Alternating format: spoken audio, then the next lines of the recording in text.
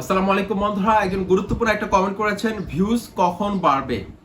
এই প্রশ্নের আলোকে আজকের এই ভিডিওতে বেশ কিছু গুরুত্বপূর্ণ টিপস কিন্তু আজকের এই ভিডিওতে আপনাদেরকে দিব, যেটার মাধ্যমে আপনার চ্যানেলটাকে আপনি দ্রুত মনিটাইজ করতে পারবেন, আপনার ক্রাইটেরিয়া আপনি কমপ্লিট করতে পারবেন। একটা প্রবাদ প্রচলিত আছে, বুদ্ধি থাকলে ঘর যাবে থাকতে হয় না। ঠিক আছে, 10 মিলি করি কাজ হারে জিতি নাহি লাজ। এই প্রবাদগুলো কেন করা হয়? এই প্রবাদগুলোর অবশ্যই সত্যতা আছে বলে কিন্তু করা হয়। সেজন্য আপনাকে আঙ্গুলটাকে বাঁকাতে হবে। যদি আপনার চ্যানেলটাকে আপনি মনিটাইজ করতে চান, আপনি সহজ সরল ভাবে কাজ করবেন ইউটিউবে, কখনো আপনি র্যাঙ্ক আনতে পারবেন না আপনার চ্যানেলটাকে। বর্তমানে কম্পিটিশন বেড়েছে, এটা আমার কিন্তু বলার অপেক্ষা রাখে না। বর্তমান সময়ে কিন্তু কম্পিটিশন বেড়েছে, অনেক চ্যানেল কিন্তু প্রতিনিয়ত ক্রিয়েট করা হচ্ছে।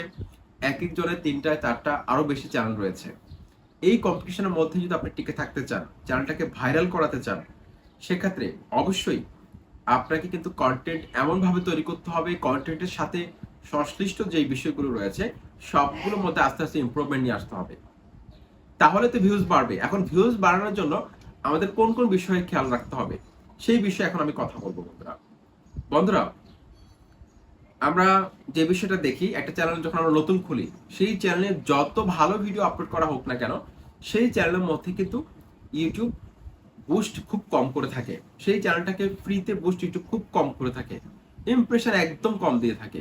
একটা 1 লক্ষ সাবস্ক্রাইবারের চ্যানেলের মধ্যে একটা ভিডিও ছাড়ার পর 30-40 হাজার 50 হাজার ইমপ্রেশন পাওয়া যায়, কিন্তু একটা নতুন চ্যানেলের মধ্যে 10টা 5টা ইমপ্রেশন দিয়ে থাকে ইউটিউব।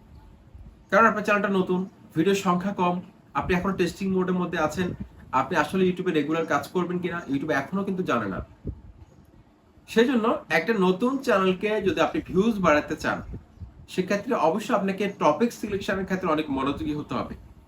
আপনি কোন টপিক্সে ভিডিও তৈরি করবেন, আপনি অন্যকে দেখে কন্টেন্ট তৈরি না করে, অন্য একজন ইউটিউবার এই টপিক্সে একটা ভিডিও তৈরি করেছে, সেটা দেখে আপনি একটা কন্টেন্ট তৈরি করে ফেললেন। এতে করে কখনো আপনার চ্যানেলকে আপনি গ্রো করাতে পারবেন না। কারণ কিছু অডিয়েন্স কিন্তু ওই টপিক্সটা অলরেডি দেখে ফেলেছে, এখন তারা কিন্তু আপনার এই টপিক্সটা দেখবে না। যদি আপনি সেই টপিক্সটা নিয়ে আবার ভিডিও বানাতে চান, সেক্ষেত্রে হয়তো আপনাকে উপস্থাপনের মধ্যে কিছুটা পরিবর্তন আনতে হবে, থাম্বনেলের মধ্যে একটু পরিবর্তন আনতে হবে, টাইটেলের মধ্যে পরিবর্তন আনতে হবে। তাহলে কিন্তু আপনি কিছুটা ইউনিকত্ব আনতে পারবেন। তাহলে কিন্তু অডিয়েন্সরা ক্লিক করবে, আদারওয়াইজ কিন্তু ক্লিক করবে না। এখন টপিক সিলেকশন অনেক গুরুত্বপূর্ণ কেন?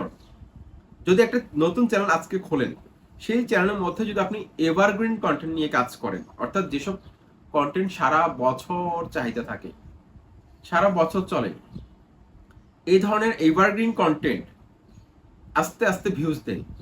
কিন্তু দ্রুত যদি আপনি ভিউজ বাড়াতে চান, সেক্ষেত্রে অবশ্যই আপনাকে ট্রেন্ডিং কন্টেন্টে ভিডিও তৈরি করতে হবে। ট্রেন্ডিং কন্টেন্ট এবং সার্চেবল কন্টেন্ট।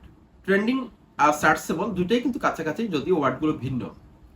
তো এখন ট্রেন্ডিং কন্টেন্ট কোনগুলো আমরা কিভাবে বুঝবো? ট্রেন্ডিং কন্টেন্ট হচ্ছে যেসব কন্টেন্ট বর্তমানে বেশি চলছে, সবচেয়ে বেশি সার্চ করতেছে। সেটা হতে পারে একটা নিউজ ক্যাটাগরির উদাহরণ দিয়ে আমি আপনাদেরকে বলি, আজকের দিনে কোন টপিকসটা ভাইরাল হয়েছে। যেমন ধরুন, এখন রিসেন্টলি কোন টপিকসটা ভাইরাল, যেমন তরমুজের দাম বেড়ে যাওয়া নিয়ে সোশ্যাল মিডিয়ার মধ্যে তরমুজকে বয়কট করেছে ভোক্তারা। তারপর আমরা এখন দেখতে পাচ্ছি যে এটা কি, খেজুরের দাম বেড়ে যাওয়ার পর সেটাকে বয়কট করেছে। এভাবে দ্রব্যমূল্যের ঊর্ধ্বগতি যদি আপনি কমাতে চান, সেক্ষেত্রে ভোক্তাদের সম্মিলিত যে প্রচেষ্টা, ভোক্তাদের একক প্রচেষ্টার মাধ্যমে, কনসার্টেড এফার্টের মাধ্যমে কিন্তু একটা পণ্যকে কিন্তু দাম নির্ধারণ করা সম্ভব, সঠিক একটা দাম নির্ধারণ করা সম্ভব। কারণ এই যে লাগামহীন একটা দ্রব্যমূল্যের ঊর্ধ্বগতির কারণে কিন্তু ভোক্তা পর্যায়ে আমরা যারা আছি তারা কিন্তু প্রতারিত হচ্ছি প্রতিনিয়ত।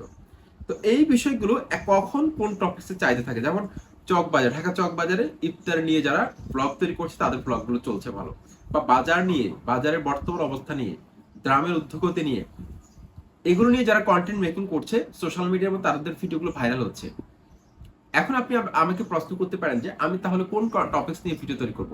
আমার ক্যাটাগরি হচ্ছে টেকনিক্যাল ক্যাটাগরি, সেখানে আমি তো ভাইরাল টপিকস খুঁজে পাচ্ছি না। হ্যাঁ, আপনার ক্যাটাগরির মধ্যে কিন্তু ভাইরাল টপিকস আছে। আপনার মতো সেম ক্যাটাগরিতে যারা ভিডিও তৈরি করে, তাদের চ্যানেলগুলোকে আপনাকে ভিজিট করতে হবে। তাদের লাস্ট 1 মাসের মধ্যে যে ভিডিওটার মধ্যে ভালো ভিউজ পেয়েছে, সেই টপিক্সে ভিডিও বানাতে হবে। লাস্ট 7 দিনে যে টপিক্সে ভালো ভিউজ পেয়েছে, সেই টপিক্সে ভিডিও তৈরি করতে হবে আপনাকে। এবং অনেক ছোট ছোট চ্যানেলকে দেখবেন তার চ্যানেলের মধ্যে সাবস্ক্রাইবার একদম কম, তার প্রত্যেকটা ভিডিওর মধ্যে 0 ভিউজ। হঠাৎ করে একটা ভিডিওর মধ্যে 1000 ভিউজ চলে আসলো, 2000 ভিউজ চলে আসলো। সেই টপিক্সটা হচ্ছে আপনার জন্য ট্রেন্ডিং টপিক্স, সেই টাইটেলটা দিয়ে ভিডিও তৈরি করবেন, সেই টপিক্সটাকে আপনি কভার করা ট্রাই করবেন। আর কত সহজভাবে আপনাদেরকে বোঝাবো। অবশ্যই আপনাকে ট্রেন্ডিং কন্টেন্ট নিয়ে তৈরি করতে হবে। দেখবেন যে আপনি রাতারাতি আপনার 1000 সাবস্ক্রাইবার, 4000 ঘন্টা ওয়াচ টাইম কমপ্লিট হয়ে যাচ্ছে। বর্তমান সময় ইউটিউব কিন্তু ছোট ছোট চ্যানেলগুলোকে কিন্তু অনেক বেশি বুস্ট করতেছে। আগে কিন্তু এরকম করতো না, কিন্তু বর্তমানে আমি দেখতে পাচ্ছি যে নতুন নতুন চ্যানেল যারা খুলতেছে তাদের চ্যানেলগুলো 1 মাসের মধ্যেই কিন্তু মনিটাইজড হয়ে যাচ্ছে, যদি আপনি সঠিকভাবে কাজ করতে পারেন। অনেক বেশি পরিমাণে ইমপ্রেশন দিচ্ছে। আগে কিন্তু এরকম নতুন চ্যানেলকে ইমপ্রেশন দিত না, যার কারণে আমাদের 8 মাস, 9 মাস, 1 বছর, 1.5 বছর সময় লেগে যেত একটা চ্যানেলকে মনিটাইজ করতে। তো একটা চ্যানেলকে ভাইরাল করার জন্য অবশ্যই আপনাকে টপিক সিলেকশন ভালো করতে হবে, কখন কোন টপিকস আনা দরকার এটা আপনাকে বুঝতে হবে। যেমন ইউটিউবের একটা আপডেট নিয়ে আমি কথা বললাম, এখন এই ইউটিউবের আপডেটটা কিন্তু 1 দিন, 2 দিন, 3 দিন চলবে, কিন্তু এরপর কিন্তু আর কেউ দেখবে না। সেই জন্য আপনাকে এমন কিছু টপিক্সে ভিডিও তৈরি করতে হবে যে টপিকসগুলো সবসময় দর্শকরা সার্চ করে এমনকি ফ্রেন্ডে থাকে। এই ধরনের টপিক্স নিয়ে কিন্তু আপনাকে কথা বলতে হবে অবশ্যই ভিডিওর মধ্যে। ওকে, তারপরে যে বিষয়টা আপনাদের অত্যন্ত গুরুত্বপূর্ণ সেটা হচ্ছে ভিডিও এডিটিং। অত্যন্ত গুরুত্বপূর্ণ।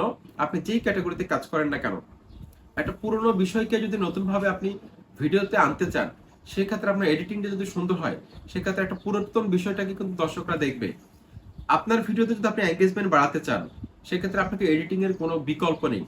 অবশ্যই এটা অনেক গুরুত্বপূর্ণ। তারপর 3 নাম্বার যে পয়েন্টটা আমি রাখবো সেটা হচ্ছে অত্যন্ত গুরুত্বপূর্ণ। আপনি 4K রেজলিউশনে ভিডিও শুট করেছেন, বিশ্বের সবচেয়ে দামি ক্যামেরা দিয়ে আপনি ভিডিও শুট করেছেন, কিন্তু আপনার অডিও কোয়ালিটি যদি ভালো না হয়, সেক্ষেত্রে আপনার চ্যানেলে কখনো র্যাঙ্ক করবে না, ভিউজ কখনো বাড়বে না 100%। কারণ অডিয়েন্সরা আপনার চেহারা দেখার জন্য, আপনার ভিডিও রেজলিউশন দেখার জন্য ভিডিওতে ক্লিক করে নাই, তারা যেটা চাচ্ছে সেটা যাতে তারা পায়। সেই জন্য আমরা ইউটিউবে অনেক সময় দেখি যে অনেক লো রেজলিউশনের মোবাইল, ভাঙ্গা মোবাইল দিয়ে তৈরি করা শুট করা ভিডিও কিন্তু র্যাঙ্ক করে, ভাইরাল হয়ে যায়, মিলিয়ন মিলিয়ন ভিউজ হিট করে, লক্ষ লক্ষ ভিউজ হিট করে। এটা মূল কারণটা হচ্ছে তার ভিডিওটার মধ্যে সেই ভালো একটা মেসেজ দিতে পেরেছিল, দর্শকরা যেটা চাচ্ছে সেটা দিতে পেরেছিল। সেই জন্য আমি আপনাদেরকে বলবো ভিডিও কোয়ালিটি ভালো করবেন, অডিও কোয়ালিটি, এডিটিং, পাশাপাশি থাম্বনেলটাকে একটু ইমপ্রুভ করা ট্রাই করবেন। আপনার সবকিছু ভালো, কিন্তু থাম্বনেলটাকে আপনি ফুটিয়ে তুলতে পারলেন না, আপনি নিশ্চিত থাকতে পারেন আপনার impression click through rate drop করবে, আপনার ভিডিওতে কেউ ক্লিক করবে না সবকিছু ভালো থাকা সত্ত্বেও। আমি সেদিন একটা চ্যানেল দেখেছিলাম, তার ভিডিও কোয়ালিটি যথেষ্ট ভালো, ডিএসএলআর দিয়ে শুট করে, এডিটিং ভালো, লাইটিং সেটআপটা ভালো, যথেষ্ট ভালো মনে হয়েছে আমাকে, কিন্তু তার থাম্বনেল কোয়ালিটি এতটাই খারাপ যে তার ভিডিওতে 10টা, 15টা, 20টা এরকম ভিউজ রয়েছে। অথচ ইউটিউবে অনেক চ্যানেল রয়েছে যারা অনেক ভালো কন্টেন্ট তৈরি করে, কিন্তু এই যে থাম্বনেল টাইটেলটাকে আকর্ষণীয় না করার কারণে তার ভিডিওগুলো কিন্তু র্যাঙ্ক করছে না। সেজন্য আমি আপনাদেরকে বলবো, অলরেডি আমার চ্যানেলে 3-4টা টিউটোরিয়াল কিন্তু অলরেডি থাম্বনেল নিয়ে আছে, ভবিষ্যতে আরো আসবে।